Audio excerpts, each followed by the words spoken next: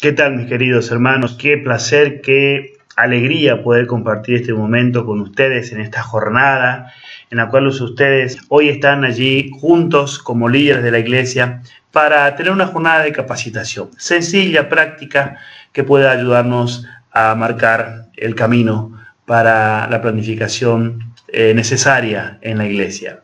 Quiero de todo corazón agradecerle por esta oportunidad de poder contactarme con ustedes. Agradecer también a aquellos que hicieron posible este momento de estar juntos. La dinámica de la jornada de hoy va a estar en módulos. Cada módulo va a tener su tiempo y en esos módulos nosotros vamos a compartir algunos pasos prácticos que hay que tener en cuenta para la planificación de la iglesia. Yo les animo que después de recibir estos videos, ustedes no lo dejen en el olvido, sino que ahora, al recibir la orientación, con ayuda de su pastor, de su anciano local, realmente pueda llevar adelante una planificación que incluya, ¿sí?, los grandes desafíos que tiene la iglesia a nivel de división, a nivel de unión, a nivel también pastoral. Por supuesto, la planificación que el pastor tenga es muy importante cuando la iglesia va a planificar para no pasar por alto la planificación del pastor y que la iglesia pueda incluir en su programación lo que el pastor quiere realizar con la iglesia. Así que va a ser una alegría compartir estos módulos con ustedes y espero que sea de bendición para su vida, como lo es desde ya para la mía el poder compartir con ustedes estos momentos. Que Dios los bendiga y vamos entonces con los módulos.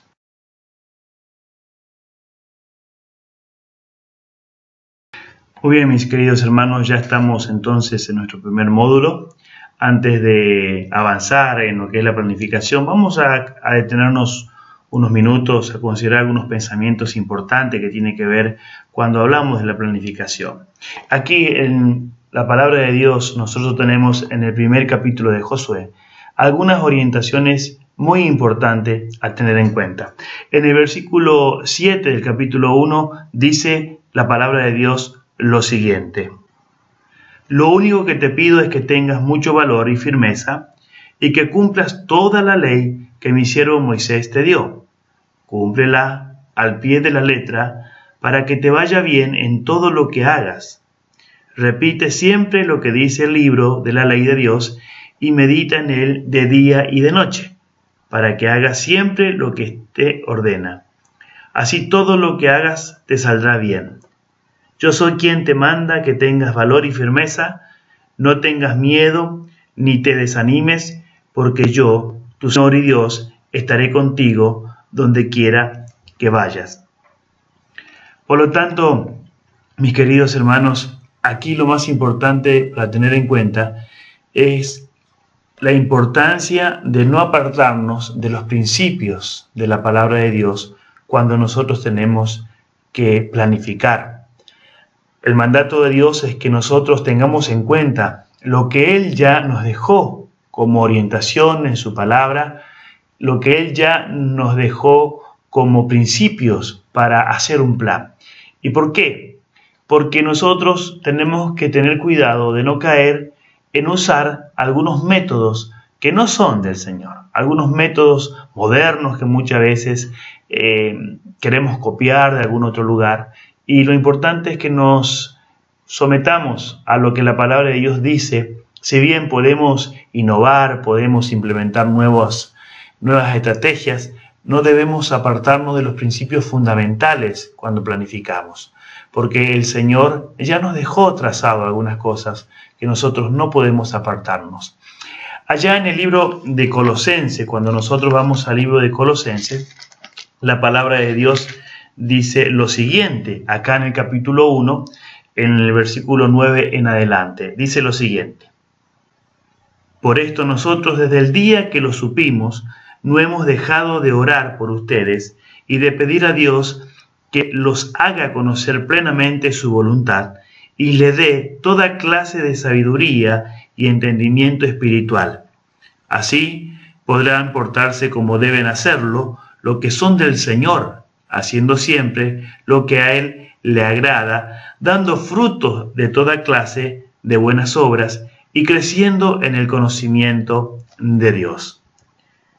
Como ustedes ven, mis queridos amigos y hermanos, aquí la palabra de Dios nos orienta, ¿no?, en algunos aspectos importantes que nosotros no podemos dejar de olvidar.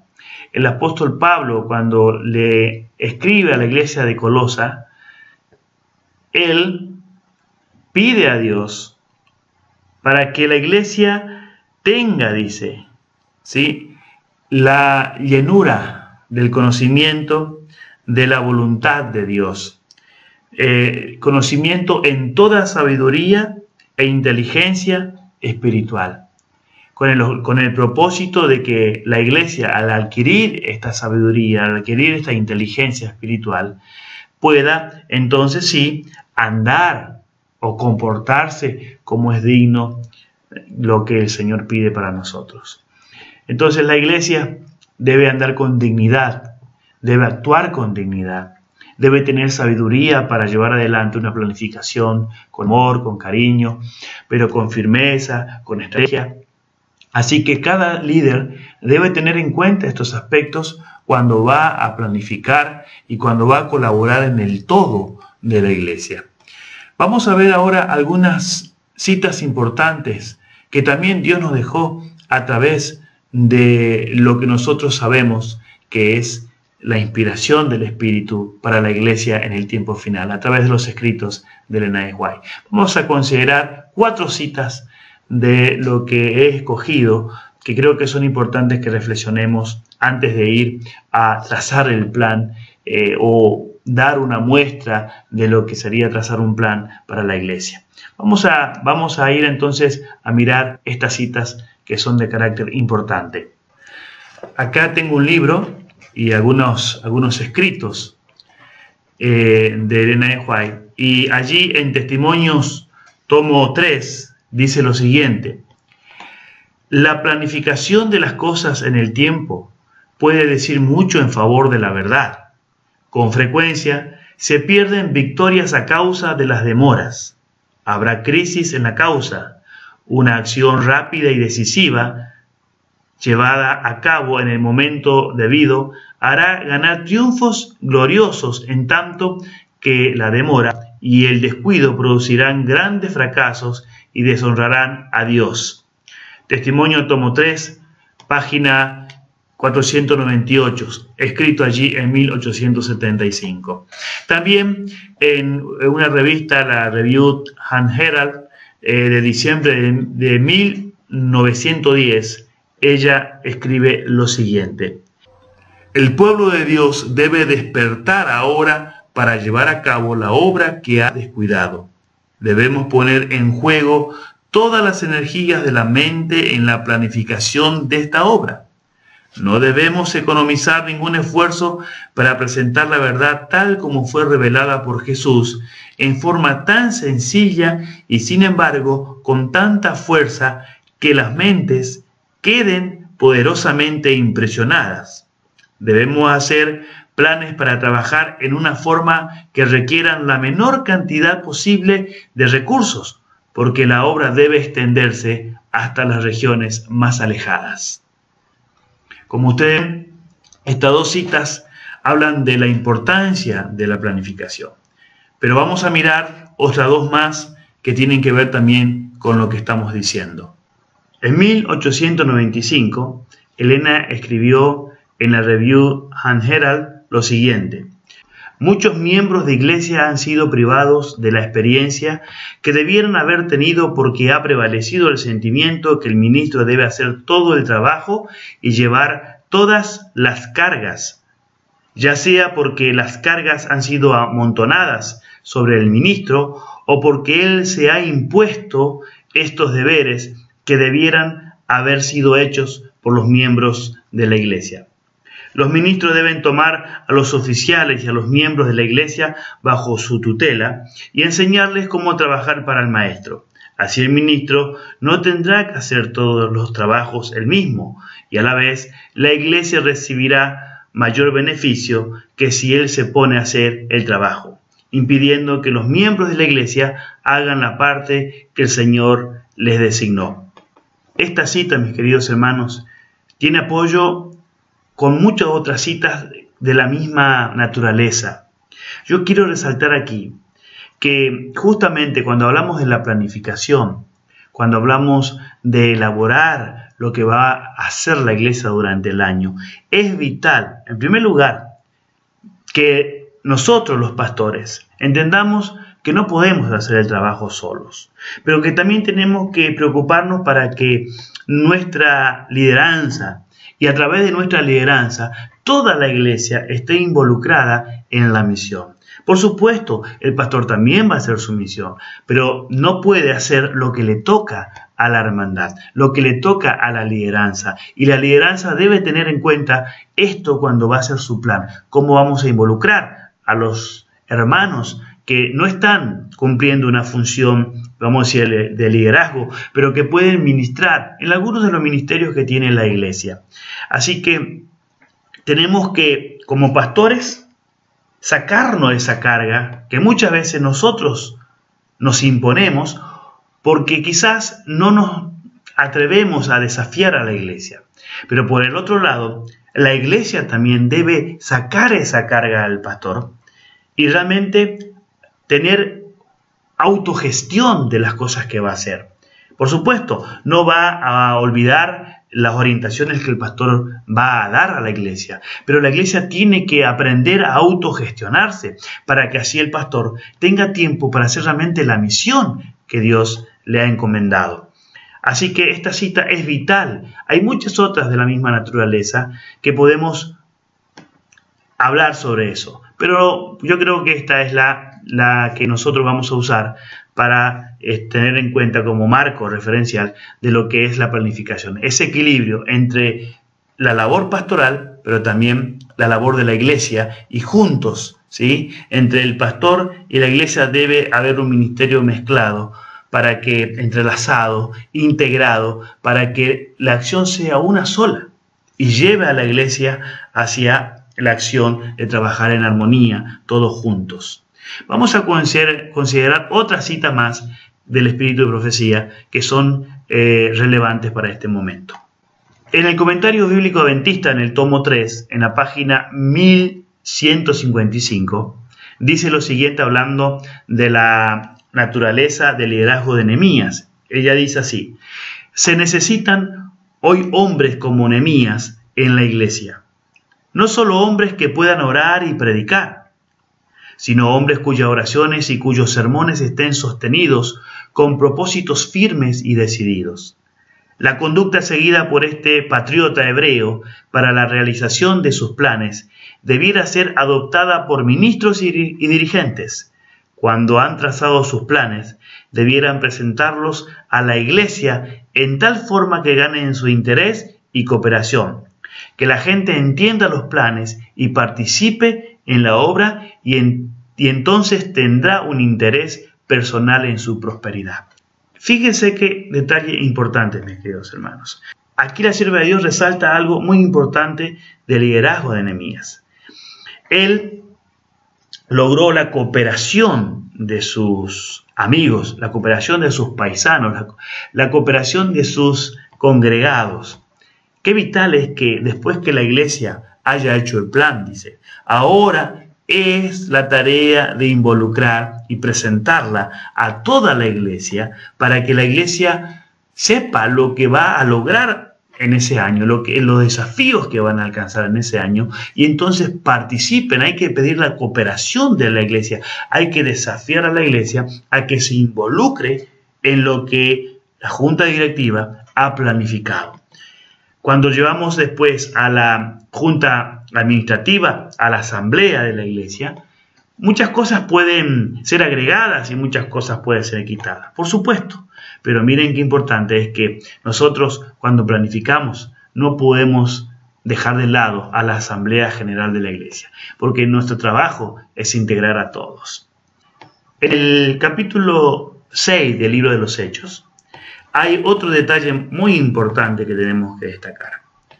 Allí la Iglesia tuvo una experiencia muy significativa, donde después del crecimiento numérico de la iglesia entró en una pequeña crisis por el tema de atender las necesidades internas y también por el otro lado atender la necesidad externa, que es la predicación de la palabra.